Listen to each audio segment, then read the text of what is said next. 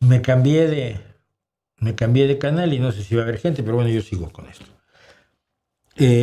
Y empezó a pasar que les decía, bueno, ya me voy. Ay, ¿por qué te vas? Es muy temprano. Ya, pero voy a trabajar en mi novela. Mi primera novela, que es No consta en archivos.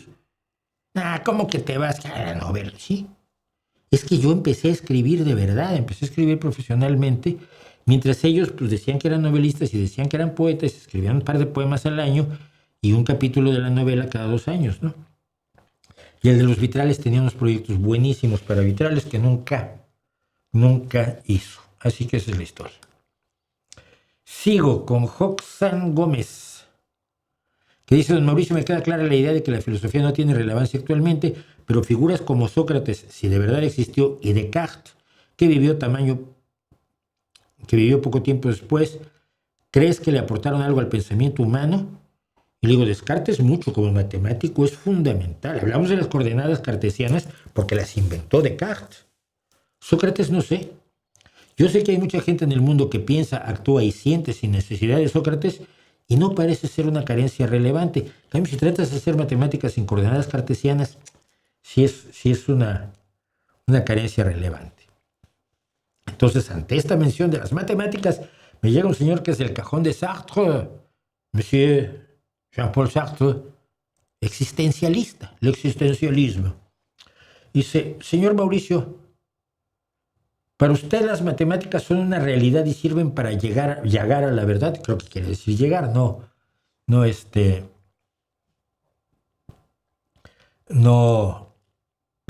no llegar. Y le dije, a ver, mira, para mí no. Tú estás disfrutando de la electricidad, la electrónica, internet, YouTube y demás gracias a las matemáticas con las que se analizan. Yo creo que las matemáticas son una realidad y nos sirven muchísimo. Sobre la verdad es una patraña filosófica, no existe, ni pierdas el tiempo con ella. Sigo. AB1G, A1L, no IC. Wow. Abigail Noyce, ¿será? Igual, Abigail Noyce. Dice: no tienes ni idea de filosofía, eres un intelectual de bolsillo. Me gustó esa idea. Soy un intelectual de bolsillo. Soy un intelectual para toda ocasión. Con los libros de bolsillo son para toda ocasión. No necesitas ir a la biblioteca para leerme. Pero bueno, le respondo en serio. Qué profundidad, qué argumentos tan bien desarrollados, qué agudeza, qué inteligencia preclara, qué brillantez en el manejo del lenguaje, qué originalidad deslumbrante la tuya. Así son los grandes pensadores estos. Miren ustedes, nada más lo que tenemos aquí. Gabriel Bolio Cuevas me dice: a mí se me hace que ya te gustó monetizar con la rabia de los furiósofos. Para mí es un deleite porque hace los comentarios más divertidos.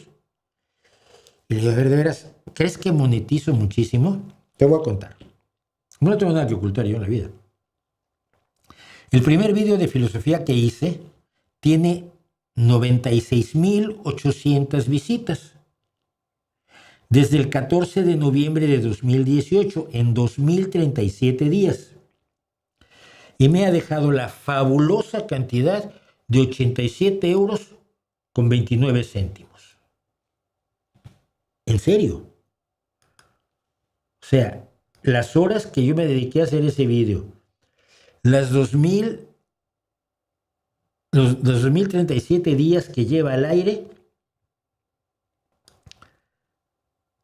y me ha producido 87 euros con 29 céntimos. Mira, la idea boba que tienen muchos acerca de lo que se gana en YouTube se basa en canales que tienen cientos de miles o millones de visualizaciones todos los días. Canales como este, que tienen unas 12,000 visualizaciones diarias, existen por convicción propia, aunque uno ponga siempre más dinero del que saca, que sigue siendo mi situación. Por cierto, apoyen al canal. Luego alguien de estos me dice: la ignorancia es atrevida. Y ese es de los que ganan el nuevo premio de darse un tiro en la pata. Pero le digo: no te preocupes, mira, si estudias, se te puede quitar. Si vas a hacer sarcasmo, estudia antes, practica antes. Y llegamos a nuestro premio, que casi sería un premio doble, pero no, le vamos a dar el premio del tiro en la pata al segundo. Esto es el premio Elton.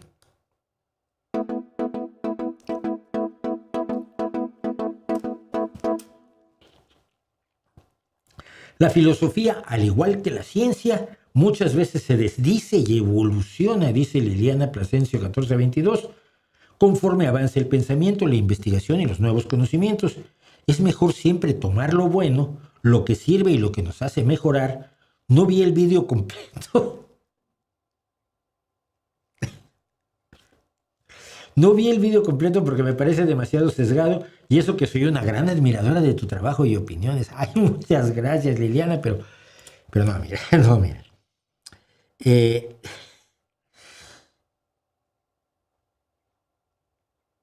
A ver, ¿la ciencia se desdice? No.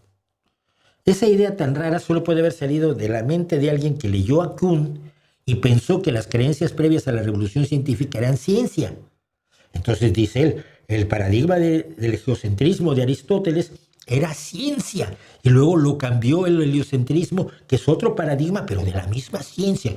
No es cierto. Y la teoría de los humores no era un paradigma de la ciencia, como la teoría de la enfermedad de los gérmenes patógenos. No era ciencia una cosa y otra, pero bueno. Pues claro, así se desdice y así aparecen los distintos paradigmas de Kuhn. Pero no llegaste al principio del video. ¿Cómo sabes de lo que dices que es bueno y que sirve? ¿Cómo sabes que el hedonismo criminal de Sade o el nazismo de Heidegger o el esclavismo de Sócrates no son lo bueno y lo que sirve y lo que tienes que hacer y lo que mejora tu vida? ¿Cómo lo sabes? No viste el video, pero opinas. Premio seguro. Y la premiamos. Por supuesto, aquí la gente recibe su premio. Y finalmente, el nuevo premio Tiro en la Pata. Francisco J. Saldelagui, o Saldelagui, no sé, 991, dijo: querido Mauricio, todos los filósofos sois iguales. Os creéis en posesión de la verdad absoluta y despreciáis cualquier idea que no sea de vuestra simpatía y a quien la manifiesta. A ver, yo no soy filósofo, nunca estudié la carrera, soy periodista. Lo que hago es traerte información que es claro que no tenías. Y por cierto, la verdad absoluta no existe, es una patraña filosófica, así que puedes dormir tranquilo. Y por supuesto, siento que desprecies tanto a unas ideas que no son de tu simpatía y a quien las manifiesta. En este caso, yo. Pues así estamos.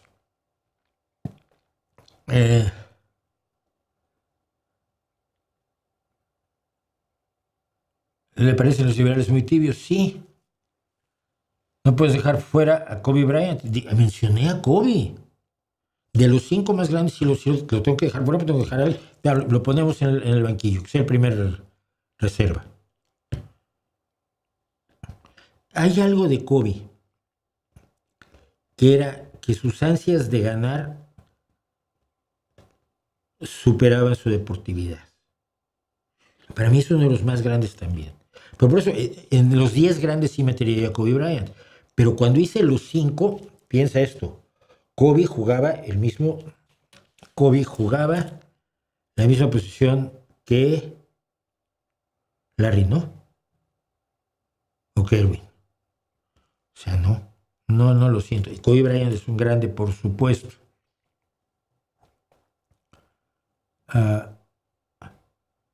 Bueno, voy a decir un par de cosas más porque se nos echó el tiempo encima. ¿Por qué el punk rock de España tiene muchas canciones pro-Palestina? Por la izquierda española es enormemente pro-Palestina por 2 cuestiones. Primero, porque hay un trasfondo antisemita, claro. Desafortunadamente hay una izquierda antisemita, no solo en España, en el Reino Unido. Jeremy Corbyn tenía graves problemas por su antisemitismo, ¿no? Hay una izquierda antisemita que identifica además el judaísmo con el capitalismo, ¿no? Que es algo que también hicieron los nazis luego. Y entonces ser anti-Israel es ser también anti-Estados Unidos. Y la izquierda más menesterosa es anti-Estados Unidos. Todo lo estadounidense es malo, todo lo que viene de Estados Unidos es malo, todos los estadounidenses son malos, son imperialistas, son criminales, esto que pasa. Entonces, creo que es una de las razones por las que ese punk no se puede desplazar de una izquierda muy primitiva, muy menesterosa, que es con la que luego tenemos que pelear aquí, cuando peleamos con Podemos y con... Todavía tenía yo, mira, no lo he sacado, pero te lo podría yo poner. Un vídeo de una chica de Podemos, que fue entrevistada en la televisión y que dice lo siguiente.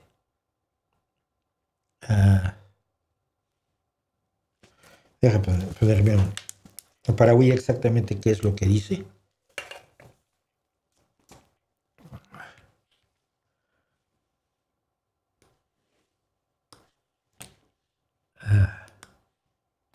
Bueno, pues mis mejores deseos para 2026 es la desaparición del Estado de Israel, una Palestina libre del río al mar, la expropiación de todas las viviendas de fondos buitre y que bajen los alquileres por ley. Vale. Bajen los alquileres por ley quiere decir unas leyes que el PP nunca va a votar, por lo tanto es un sueño de locos, porque si no tienes los votos, la ley no la puedes cambiar. Expropiar las viviendas también necesitas una ley de expropiación que no va, por supuesto, a aprobar el Congreso de los Diputados porque no tienes las mayorías, los votos. Pero la desaparición del Estado de Israel, por ejemplo, me parece alucinante. Yo he dicho que Israel es un error. Pero desaparecer el Estado de Israel es hoy dejar sin hogar a 10 millones de personas. 2 millones de árabes y de otras orígenes, de otras sociedades, de otras culturas, muchos cristianos, y a unos 7 y tantos millones de judíos. ¿A dónde los piensas echar? Nacieron la mayoría ya allí. Los judíos empezaron a nacer allí desde antes, pero digamos a partir de 1948. Yo tenía una amiga que se negó a hacer el servicio militar, por cierto, en Israel, pero ya nació en 1949, ya nació en Israel. La gran mayoría de las personas que tú puedes ver hoy en la calle en Israel nacieron allí y les vas a decir, te tienes que ir. ¿A dónde los vas a llevar? ¿Qué idea tan enormemente infantil, primitiva, irracional y cruel?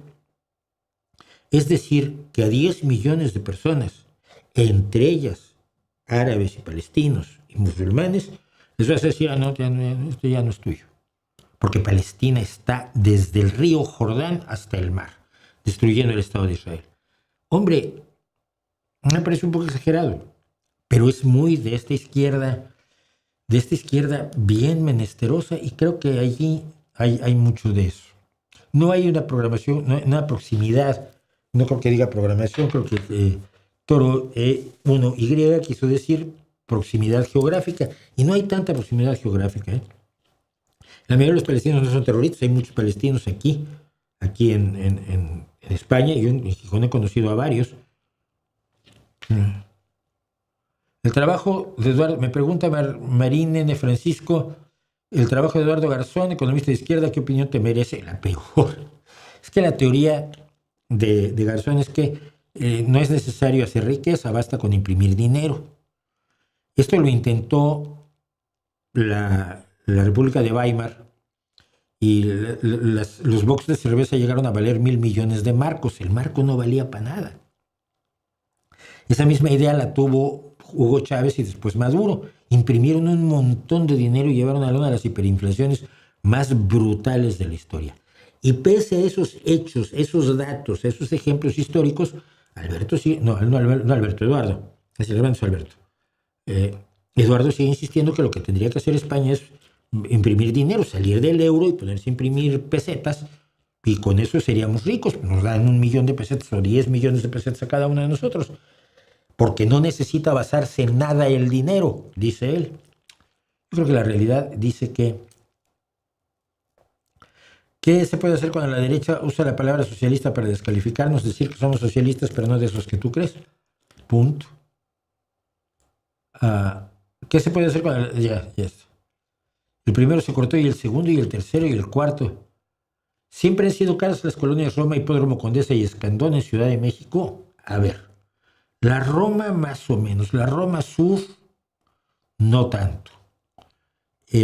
Porque yo viví en Puebla, esquina con Sonora, allí alquilé un piso, un departamento, y viví allí desde como 3 años, hasta el terremoto del 85, en el 87 me fui de allí, en el 86, estuve 4 años viviendo allí. La Condesa, sí, la Condesa siempre fue cara, y la Escandón era un barrio pobre. Cuando yo tuve mi primera casa, mi primer piso, mi primer departamento, era un pequeño, casi cuarto de vecindad, con un baño en el que si te querías duchar, te pegabas en la espinilla con el váter, porque era pequeñito el baño. Era un mini departamento. Estaba en la cerrada 13 de septiembre, número 13, en la colonia Escandón. Era lo único que yo me podía permitir como universitario, ¿no? Yo era pobre y lo que había en la esquina era una pulquería. Y luego a la gente le daba miedo andar en la noche allá en la Escandón, la Escandalón le llamaban. Y ahora, cuando yo dije una vez que estuve en ese barrio, y mi madre me dijo, ¿dónde estás viviendo? Y yo, en tal lado, pero si es un lugar de pobres. Dije, mamá, que soy pobre. Tú no lo has querido asumir nunca, pero soy pobre. Y tú también. Y ahora veo que es un lugar así como de mucho postín. Entonces, antes no el Escandón, en los años 70, era un refugio de todos los que vivíamos en esos mini departamentos, que había sido una vecindad encerrada 13 de septiembre, número 13, que creo que el edificio sigue existiendo. Eran estudiantes, guitarristas en desgracia, profes sin sueldo. Yo era las tres cosas: yo estudiante, profe sin sueldo y guitarrista en desgracia. Y nos reuníamos a hacer fiestucas, porque éramos todos muy jovencitos.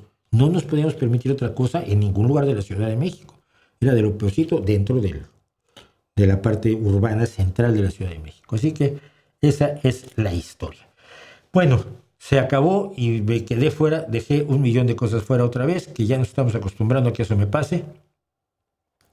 A mí me parece muy mal y voy a invertir las cosas. La semana que viene empezamos a hablar de la censura en China y de la ciencia de Estados Unidos y luego todo lo demás. ¿Les parece? Si no les parece, no se preocupen, que así es como lo vamos a hacer de todos modos. Muchas gracias por acompañarme. Perdón, una cosa. Su anécdota me recordó las canciones de Chava Flores. Lo conoció, lo conocí, lo entrevisté, canté en las mismas peñas que él y su guitarrista me enseñó muchas cosas de guitarra, de armonía. Se llamaba Vicente G. algo y le decíamos Vicente Guitarra. Y por ejemplo, cuando estábamos en la Peña del Sapo Cancionero, que creo que sigue existiendo en Ciudad Satélite, había un bar como a 2 calles, y el señor, Valentín Guitarra, Valentín G. algo, era el guitarrista de Chava Flores. Entonces nos íbamos a tomar algo y él me enseñaba guitarra, era maravilloso. Chava Flores lo quise muchísimo, un tipo maravilloso. ¿Cree que un día llegaremos a la economía post-escasez gracias a la automatización de la tecnología y el avance científico, o solo es cosa de la ciencia ficción? Creo que llegaremos a una economía post-escasez gracias a la automatización, la tecnología, el avance científico y la implantación de políticas socialdemócratas. Porque no importa que crees riqueza si no la distribuyes. El capitalismo puede crear riqueza, la crea mejor que cualquier otro sistema inventado hasta ahora. Lo tenemos que aceptar. Pero los que distribuimos riqueza somos los socialistas. Y si quieres una economía post-escasez, necesitas programas sociales, una fiscalización progresiva que te permita tener recursos para mejorar la situación de los más desprotegidos, y eso es lo que te puede llevar a una sociedad post-escasez. ¿Dónde puedo comprar sus libros desde República Dominicana? En Amazon. Los únicos que hay es en Amazon. Creo que no tengo ya nada en catálogo en el mundo. O sea que impreso, creo que no tengo. Bueno, el de las supernenas, creo que sí está en catálogo. Todo lo demás mío está descatalogado, pero está lo que hay en electrónico, está en Amazon. Muchísimas gracias por acompañarme, muchísimas gracias por todos. Nos vemos la próxima semana. No sé qué vamos a hacer. Tengo una cantidad de trabajo brutal en el mundo real. Hasta que ustedes nos apoyen lo suficiente como para poder hacer que este canal funcione mejor, con mejores recursos. Y entre tanto, como siempre, ahí les dejo mi reputación para que la hagan pedazos.